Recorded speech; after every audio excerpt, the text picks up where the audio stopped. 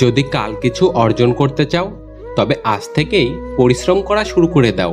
পেয়ে হারানোর থেকে একবারে না পাওয়াটাই ভালো। সম্পত্তি দেখে প্রেম আর সৌন্দর্য দেখে ভালোবাসা কখনো চিরস্থায়ী হয় না। যার নিজের ধর্মের প্রতি বিশ্বাস আছে, যে নিজের ধর্মকে চিনেছে, সে কখনো অন্য ধর্মকে ঘৃণা করতে পারে না।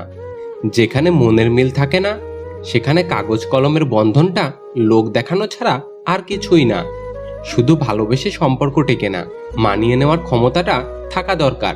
কেননা পৃথিবীতে কেউ নিখুঁত হয় না। দূর থেকে মানুষ চেনা সহজ, কিন্তু ভেতর থেকে চেনা খুবই কঠিন। সৎ লোক 7বার বিপদে পড়লে আবার উঠে আসে, কিন্তু অসৎ লোক একবার বিপদে পড়লে একবারেই ধ্বংস হয়ে যায়। কেউ পাওয়ার জন্য কাঁদে, আবার কেউ পেয়ে অবহেলা করে। মানুষ দুটো ক্ষেত্রে বড় অসহায়। দুঃখকে বিক্রি করতে পারে না, আর সুখকে কিনতে পারে না।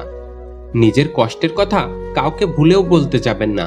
মনে রাখবেন, মলম সবার ঘরে থাকে না, কিন্তু লবণ সবার ঘরেই থাকে। সব আঘাতের প্রতিশোধ নিতে নেই। কিছু আঘাতের বিচার হাসি মুখে উপরওয়ালার কাছে ছেড়ে দিতে হয়। রাগের মাথায় কাউকে অনেক আঘাত করে কথা বলার পরেও যদি সে চুপ থাকে, তাহলে এটা বুঝে নিও না যে সে কষ্ট পায়নি, অথবা তার কাছে কোনো উত্তর নেই। সম্পর্কটাকে বরং সে বাঁচিয়ে রাখতে চায়, এজন্যই সবকিছু মেনে নিয়ে চুপ থাকে। অত্যাচারী ব্যক্তি চিরকাল বেঁচে থাকে না, কিন্তু তার উপর মানুষের অভিশাপ চিরকাল বিদ্যমান থাকে।